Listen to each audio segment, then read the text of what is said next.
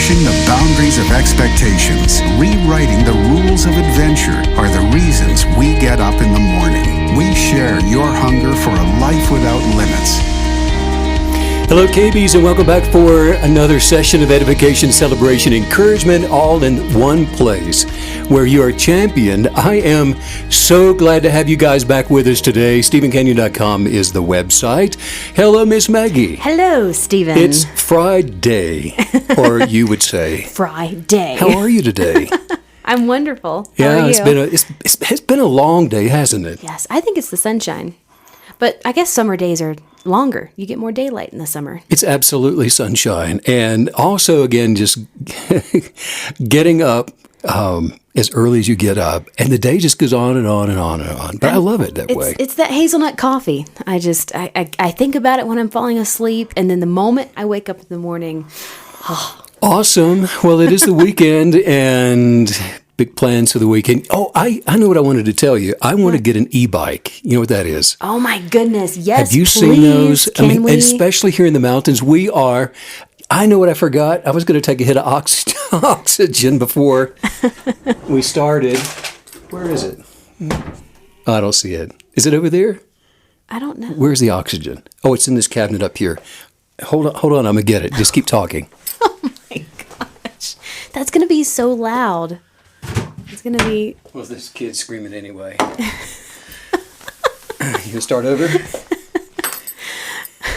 I don't think so. You don't? Okay. You want some? No. Okay. I want an e-bike. Oh my gosh. Do you want an e-bike? Those are the electric bikes, I don't right? know what I want now. I'm so... Well, how about an art kit? Do you want an art kit? Yes, it's coming. Yes, it is. Oh, I'm so excited. Are you so excited? Describe it. It is the coolest thing. It is. Well, it's one of those things where somebody put so much effort into designing it, you know? Mm-hmm. I mean, they figure it out. So it's just this tiny little box, and it holds your paints and your brushes and anything you could possibly need. But then it has these telescopic legs that come out, and the easel part flips up. And it even has, I thought this was the coolest part, it even has a safe place to put away a wet palette. Well, see, now your studio can go everywhere we go, because we've been having conversations lately about we need studio space again, but we're traveling so much that it's not possible to get a brick and mortar space where, I can work on music and you can do the art. But with my CP4 Yamaha keyboard in its travel case, and now with your art kit, hey, the sky's the limit, right? Right, on the road again. But the e-bike, we're at 12,000 feet. I feel better after the hit of oxygen. All I'm going to think about now is I'm just listening to your breathing. But the bikes had the batteries on, and they go 20 miles an hour, and they have them on the mountain bikes, and so they're actually going up and down the hills, and pedaling at this altitude is, well, for me, it's really challenging. Well, it takes a long time to become acclimated. We figured this out in Woodland Park. It was 4 or 5 years ago when we first got there. Now, this is on the backside of Pikes Peak in Colorado. And so I feel like you're getting out of breath just telling this story. We had our bikes, and so we did this long, gradual ride. And I guess it was about, it seemed maybe 4 or 5 miles, but it was kind of a gradual downhill. We're just pedaling, having a great time. Got to the end of it and turned around. And forget about it. The level of pain that was searing in my lungs was so high. I mean, I've just never felt anything like it. And I'm sure that sounds totally lame to people who, are born in these. Well, we talked to some chick. She was so funny, but she was very pregnant. And she's from Breckenridge. But she was making the point that most Olympians are born in these high altitude areas. And I get that. I sure. Totally get that. Makes sense. Speaking of the e-bikes and doing the something difficult, have you ever done something that you thought was really hard, only to come back later to it and think, well, this is easy? This isn't anywhere near as hard, and it's probably a kind of a a weak question. I think probably everybody can identify with having done something the first time you try something. I mean, of course, it's You know, I have to say, for me, it's usually a mental exercise. It's not so much physical. For example, I was working with some software recently, and I remember very vividly that 6 months ago, I could not figure it out. I mean, I just couldn't get it. Nothing was clicking. And then I was working on it yesterday, and it's like I've been using it for years. So maybe it's just like it needs time to marinate. It's probably good to remember that whenever you feel frustrated by trying something for the first time and say, well, I can't do it. Well, now, wait a minute. Just stay with it. Yeah. And not only will it become easier, but your sense of enjoyment goes up when you master the difficulty part of it. And that's true with just about anything, isn't it? Isn't that weird, though, how if you let something marinate and sort of sit with you for a time, you're not technically doing anything with it, but it seeps in, and that's interesting. Well, and this is true with just about everything that we would find comparable to what we consider to be success. And we've been talking actually a lot recently about wealth, attracting money, and so many people think that it's really difficult to be wealthy. But what they don't understand is it's just as difficult as it to not be wealthy as it is difficult to be wealthy. And for example, somebody that's accumulated or attracted or manifested a lot of wealth find it easier or just as easy to have it as not to have it, or it's relative to having practiced it. Once you've done it, once you begin manifesting it, then you get all of the Scooby-Doo spookies off of you where wealth is concerned, and it becomes easier. Isn't that amazing that something as simple as just not saying that it's hard to be wealthy can change your entire life? Yeah, right? I mean, that's crazy. Max Planck, who is the father of quantum physics, Yes.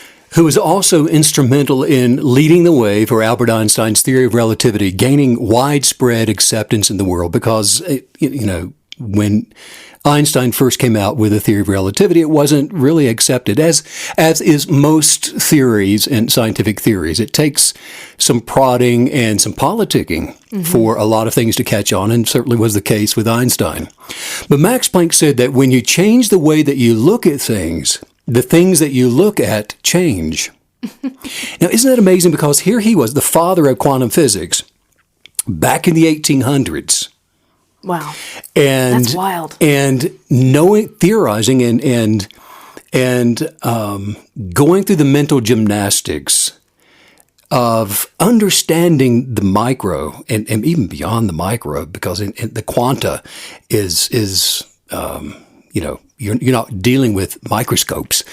You are in another realm here. So Yes. The guy's a genius. And so what we now know through just at CERN using the particle collider and through all of the research and particle physicists have developed over the decades, we now know that all matter, for example, originates and it exists only by virtue of a force. And we must assume then behind this force the existence of a conscious and an intelligent mind. And this mind is the matrix of all matter. Now, Wow. you want to know something really interesting? Yes. I just now quoted Max Planck Wow. from the 1800s. Oh my gosh. And this has been, it's theory. It's proven in quantum mechanics. All matter originates and exists by virtue of a force. And this is particle energy. And we must assume behind this force the existence of a conscious and an intelligent mind, which is the bias, which has been indicated to be the designer behind the Big Bang that slung all of the solar systems, all of the galaxies, all of the planets into place. And this mind, the bias behind the Big Bang, is the matrix of all matter. The idea that was being said in the 1800s is wild. That's amazing. I love It's a good it. thing he wasn't a couple hundred years before. They would have called him a witch Yeah, right? Yeah. for having those ideas. But you know something? Every person is we're all connected. Yeah. We talk about this all the time. We're all connected. We're all connected with Source. We're all connected one with the other. We're all connected with higher consciousness. And as a result of that, every single person is something that the whole world is doing. Wow. There are only two outcomes to how you may choose to see things: successfully or as a disaster. And that's it.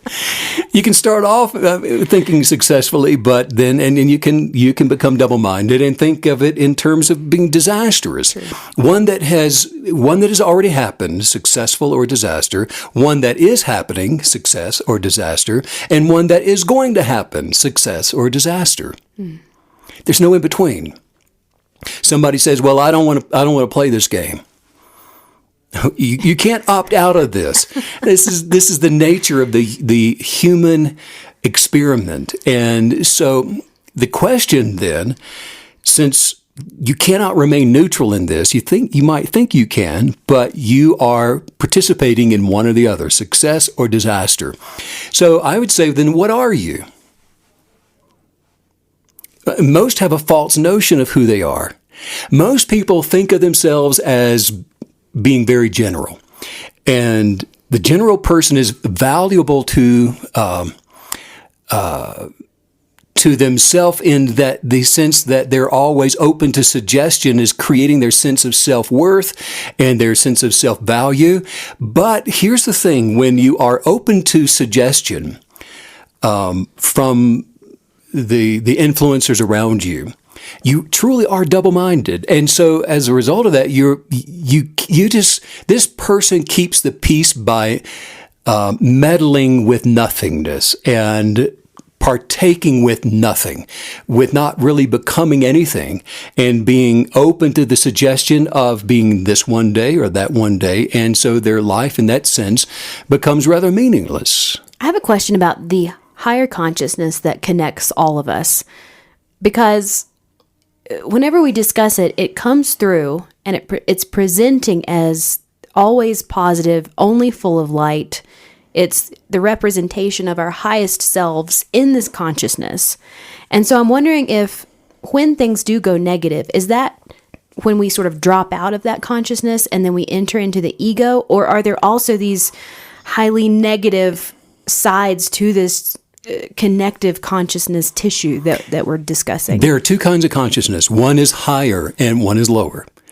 And the lower one is represented by the egoist state of being, where you are identifying with thought forms, where you're identifying with things that you've been told about yourself, or the streams of consciousness that are mirroring the empirical world around you. And then the other consciousness is higher consciousness.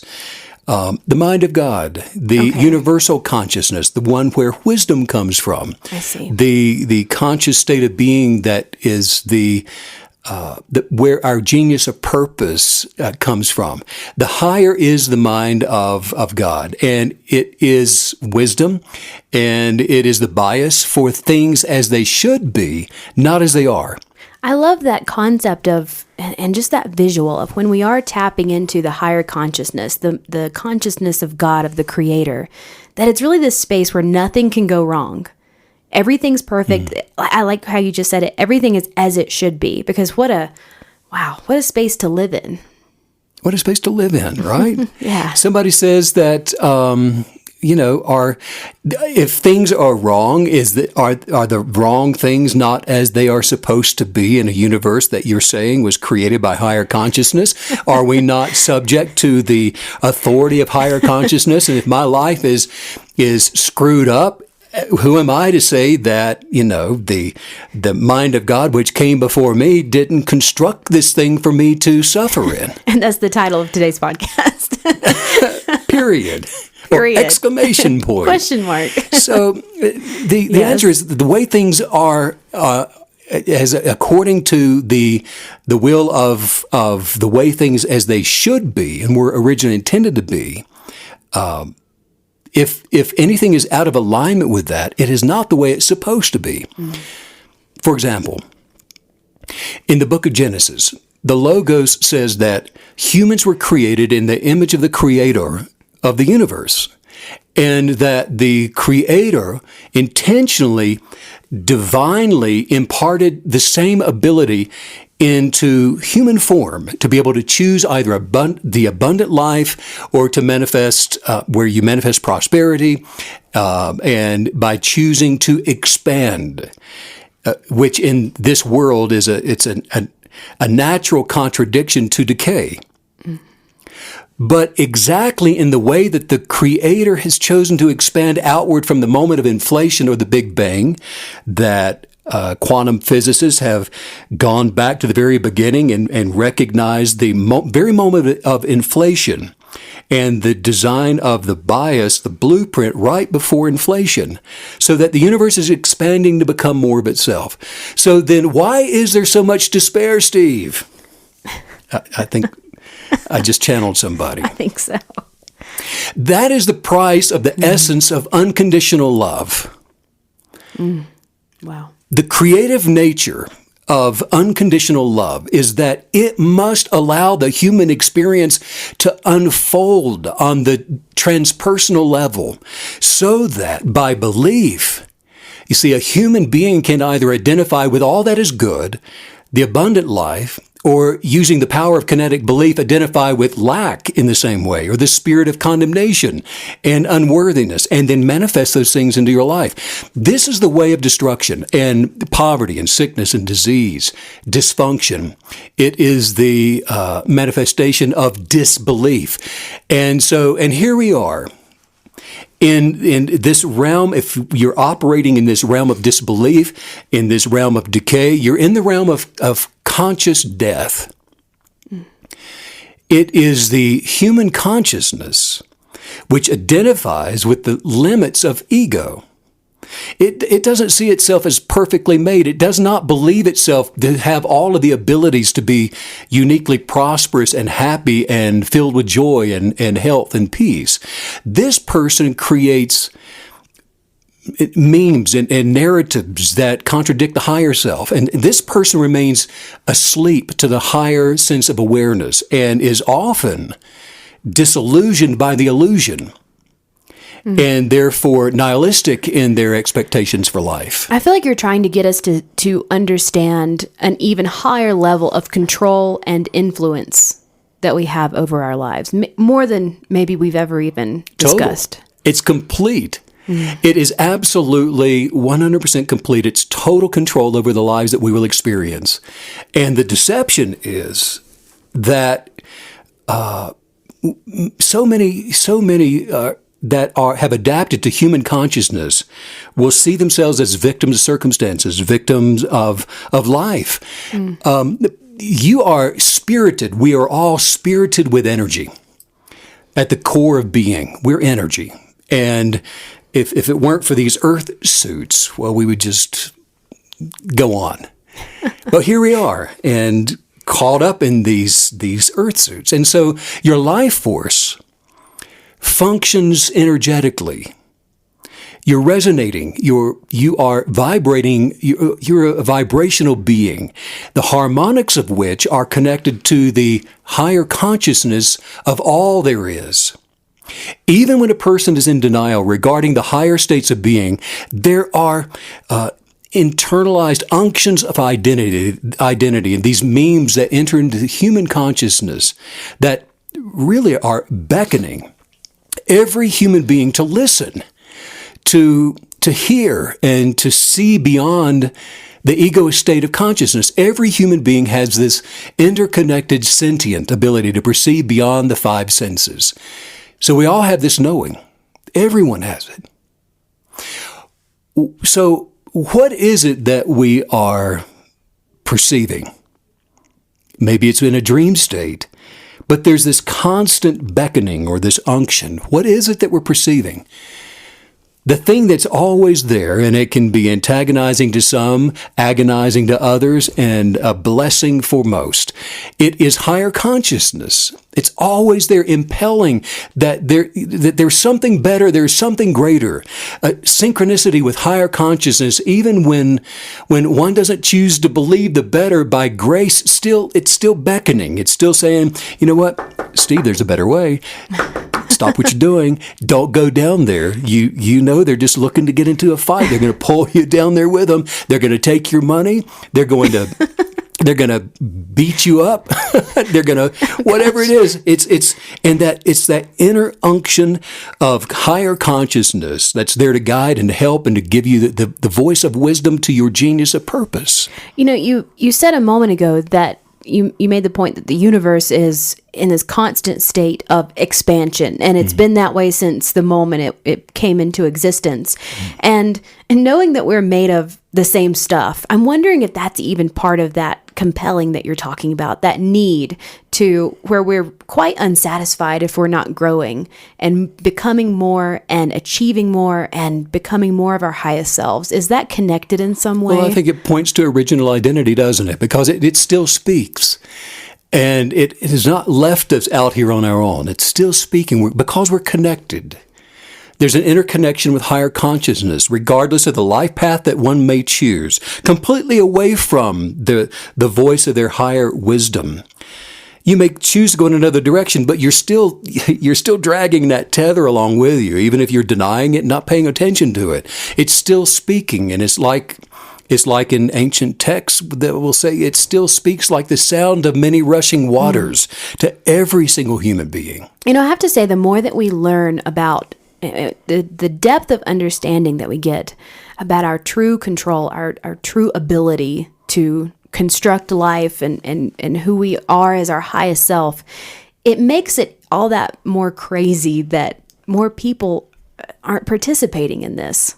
Doesn't it seem strange? I mean, that there's a block there, that many millions and millions of people are in denial or unaware or sort of the dead walking. I mean, it's just, the more that you tell us about this, the crazier it seems that not everyone is rushing into this. Well, here's something interesting, Meg. I think that there is an amplification right now of the separateness of the awakening. In other words, those that are refusing to transcend the ego state of being are becoming loud. And there's a threatening overture to the loudness of the anxiety that is trying to demand its way, because ultimately all of us are operating from a subjective reality, trying to convince another to agree with us so that our subjective sense of identity becomes the objective. And so there's an intensifying of this right now. And the good news is, I believe that right now, more than any other time in the history of history, that more people are awakening. Yes. And the world is going through a state of enlightenment like we've never seen before. And just like the numbers of listeners and KBs that are joining up with us is indicative of this awakening that's happening all over the world right now. Well, and it's really interesting because when you don't know, you don't know. And I remember a time in my life before kinetic belief where it was as if I was walking through life with a blindfold on. And then the moment that I learned of this, the possibilities, manifestation, kinetic belief, it's as if my eyes were open permanently. But it's not as if I was refusing to know. I'd never even, the thought had never crossed my mind that I was actually in control of my life. So I wonder if this points to a responsibility. I mean, as kinetic believers, does this now give us some level of responsibility to share this idea of unconditional love and this idea of this concept, this way of life? Well, and I think there's a responsibility to self. And there's not one to proselytizing and going out and making sure that you don't knock on doors to enlighten somebody. It doesn't work like that. Enlightenment happens from within. It's demonstration. But the responsibility is towards self, because when you recognize that, wait a minute, there is a higher calling. I am empowered to do something about my existence. I do have authority, and I do recognize the dominion that I have in this universe to do something with my authority. I can do this. And now there is a sense of responsibility that I'm going to have to put pressure on me to do the work, the inward work, the within work that it is requiring for me to continue to transcend, and not to identify with transcending, but to identify with the higher consciousness. Wow. And this is where things get so exciting. I mean, because in part of the awakening process, Meg, is that you realize that you really are you're not a victim. And we don't have to live this suppressed existence to somehow appease other people or the expectations of others, because what we know is that you are as you think. No one can tell you how to think, and you think that way unless you believe what they're telling you to think. So you are as you think, and then fixing your mind on one thing at a time. And you concentrate with your identifier, like we were talking about yesterday. You concentrate with that. And then as a KB, you know that, you know what? I am what I think I am. So rather than think I am limited by what I've been told, limited by what they're telling me, limited by the economy, limited by education, society, people, anybody around me, rather than being limited, I am limitless. I love that. You know, the first thing that popped into my head when you said that was, I wish someone had told me that as a child. Can you imagine if someone actually came up to you and they said, yes, what you're imagining you are, you are. Wouldn't that be a beautiful thing to raise all of our children like this? And I think that there are many people that are now doing this. Yes, beautiful. And, you know, and here's another thing. You're never too old to begin, and this moment is all that there is. So if you look back historically and maybe look at the text of some past experience in this moment, it doesn't exist. Right. Whatever you did receive or not as a child, it really doesn't exist. The past is nothing more than a thought. All there is right now. So knowing this in state of enlightenment now means that both past, present, future, all there can ever be, you are becoming enlightened and transcending the not knowing. One of my favorite examples of what you're saying is the artist Grandma Moses, where she didn't even begin painting until she was in her 80s. And she's carting her paintings out to the county fair and the local markets. And she's discovered, I think one sold recently for $1.5 million. I mean, are you kidding? How cool is that? But that's it. I mean, it's just like you're saying, it's never too late. It's never too early, because that's even a trap. Thinking we have more time. No, there's now. And so we're inflating the potential of now, because look, the inward experience with cosmic consciousness that we are all deeply, deeply connected by and connected to, the deep self, that which you really are, is the whole of your being. It's all that there eternally is, in the same way that the entire cosmos expresses itself through the trillions of stars and billions of galaxies in the small amount that we've only begun to detect. All of life, it dances with diversity. In the same way, everyone has an awareness of the connection, and few have paid attention to it. The external world is your own soul extended. I have a question about the connection to the higher consciousness. Is this something that we can develop, connect to, and carry with us without breaking that thread? Or is this something that we're constantly needing to pause, become aware of, connect with?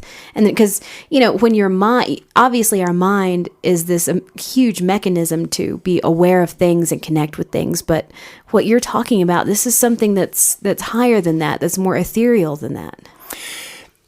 You cannot become disconnected with higher consciousness. We can not align with it, not agree with it. We can ignore it. We cannot participate with it, but we'll always be connected with it. The benefit comes from aligning with it and recognizing it and saying, yes, I want wisdom. I want to be curious with my genius and allow the prompting of the Creator within me to guide me toward my curiosities, so that my fullest life can be manifested for the diversity of me to be seen by all. There is an illusion to a lifetime. And in whatever length of years may pass before one passes away, there is an illusion to the lifetime, to the one that identifies by connecting, like we're talking about, past experiences with the presence and the presence with the future. If you connect those dots in this linear way, the illusion is that this represents life. But that's an illusion. Wow. Life is now. The moment, this moment right now, is actually all that there is. It's eternity. This is it. We are in that now. The past, it doesn't exist, and the future is not real. These are all constructs of the ego, and they are there to get you to change your mind about the now, about your identity, to remind you of something somebody did or said, 20 years ago, 10 years ago, yesterday, to condemn you or to tell you you are something that you're not, that you're continuing to use to measure yourself with. And as a predictor of the future that your now presence is going to experience when you, in this linear pursuit of now, end up sometime in the future less than you're supposed to be. The importance or the quality of life, it cannot be measured by the illusionary of time. And change is a symptom of the presence of life respective to itself. It's so funny. I had a question, but what you just said made it sort of hilarious. I was about to say, can you be aligned with higher consciousness all the time? That's not even close. Can you be? That is, but time, you've just completely redefined that. So it's actually just about aligning in the present moment. There are certainly those who have demonstrated the ability to be aligned with higher consciousness all the time, at least to the best of our knowledge. But all the time? But all the time. What is that? All, and beyond all in all the moment. In all of this moment, aligned with higher consciousness. And that actually, as funny as that is key to, and that's what we mean when we say being a KB is a way of life. Yes. Because we don't leave behind the now by identifying with the future or the past to continue to be successful. You identify with the now and the presence of now, with your higher sense of being now. And as time comes and goes, you stay in the moment of this higher presence of being. And from here, this is where we attract and manifest our peace and our joy and our happiness and abundance and lots of money and wealth and good friendships and love, unconditional love in our lives, while edifying and celebrating and championing ourselves and anyone that we come in contact with. Well, and this is a big deal because even the knowledge, just the knowledge that it is possible to be in alignment with higher consciousness all the time, in every moment, every present moment, just knowing that that's even possible, it really does shift your perspective, because I think a lot of times when we're trying to work through self-improvement, it's difficult to not focus on the struggle, on the struggle of self-improvement. I messed up this day. Oh, I need to do this better. You're sort of constantly focusing on shortcomings, and just knowing that there is a possibility out there that you could bring into existence in your life where you're never untethered from alignment with higher consciousness I find that very powerful. And remaining in the presence of now, tethered with higher consciousness, looking for the wisdom looking for the wisdom of the mind of God, looking for the wisdom of purpose. And your wisdom and your genius of purpose is always going to come back to, what are you curious about? And it has nothing to do with how long you are supposedly here, walking the earth. It has everything to do with the presence of now. In fact, there's a Japanese poem that says, the morning glory blooms for an hour, yet it differs not at heart from the giant pine which lives 1,000 years. How true is that? Yes.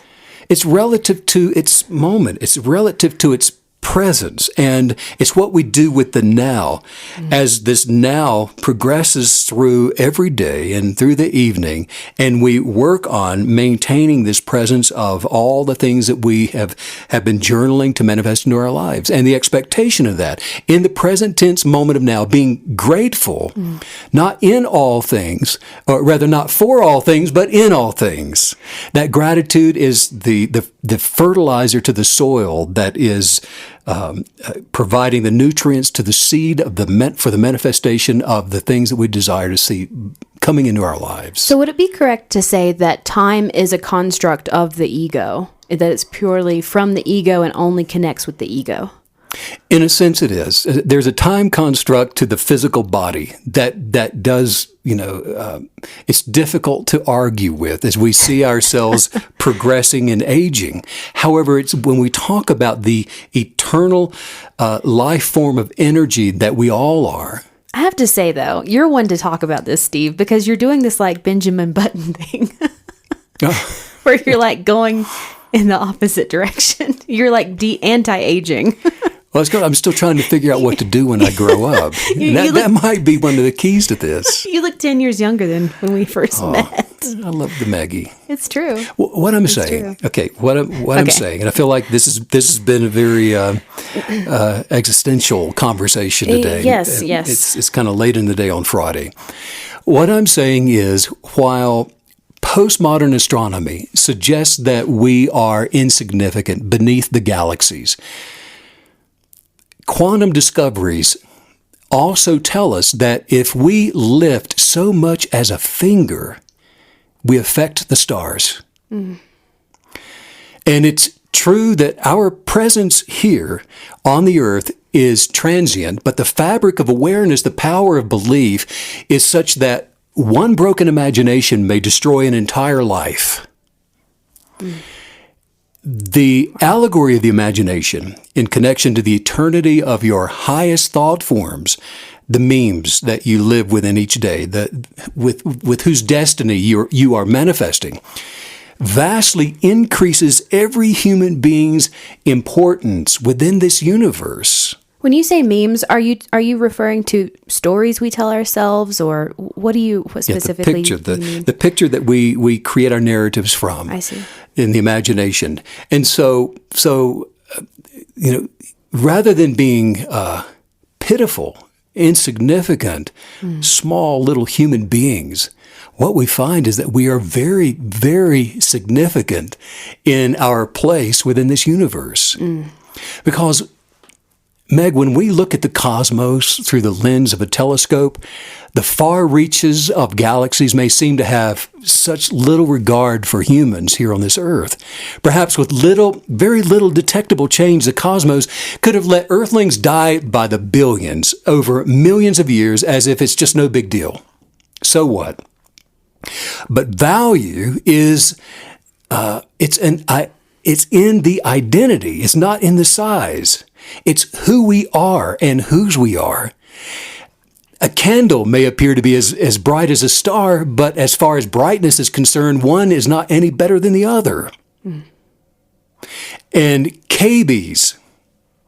Listen, all you KBs all over the world right now, within you is a smaller portion of the greater universe, the higher consciousness of your creative mind and body and soul, which is as complex as the placement of the stars. And the best part is the governing of your vibrational state of being is vastly more important because you're made of much, much more than that of the stars. The capacity for you to desire, the ability for you to imagine, to be grateful, to direct your attention toward, and to speak and to feel, and indicates that you have God's super within your natural. You are a supernatural whose everything depends on you. I don't know about you, but like Sylvia Plath, who wrote in the novel The Bell Jar, she said, "I feel purged and holy and ready for a new life." I know that's right. And the weekend. Bring it on. Oh, everything you just said, it was very explosive because you've heard the phrase, know your worth. But this just catapults us into a whole other realm of worth. Our worth, our value being defined by higher consciousness, not the stories, not the ideas, the forms that we're telling ourselves. And I love that the definition of self that you just gave us is coming from the stars, the cosmos, the beyond. And that has to be the true definition. And it's so cool that the more that we discover, it's not the more significant we become. Because who would have seen that coming? Lift a finger and you'll change the cosmos. Yes. That's power. Delicious, as you would say. That's who you are. Look at you. Just look at you. Look. Who knew? Let's just say some things out loud man. here. Just say this. Say the positive, creative substance of my words are flowing into my surroundings. They're flowing into my surroundings. Everywhere I go. The strength of my joy creates things from my words. Inspiring the life around me. The substance of my words brings healing to me. The substance of my positive words are aligning circumstances to reflect what I expect. The positive energetics of my words are advancing my mind, my body and soul toward perfected completion. Right now. I'm using the abundant supply that's filled the universe with the substance of my every need. I am attracted by the beauty of creation, of which I am a part of. And the beauty of creation is attracted to me. Big finish. Big finish. I have to say, I feel like all of us are now heading into the weekend empowered in a new way, in a fresh concept of identity. What a way to head into the weekend. This is a very fun podcast. Feeling good. Good for the Friday. Because we can chew on this all weekend. Right. If you want to check out the guided journal, all the new Kinetic Belief merchandise, I'm actually wearing the shirt. I like it. Can you see it? Looks great. Yeah, thanks. But you can check that out at StephenCanyon.com. You are a supernatural, Miss Meg. You know that because it says so. Yeah, sending out much love and light to all you KB creatives all around the world. And thanks, as usual, Steve, for all the wisdom. Bye.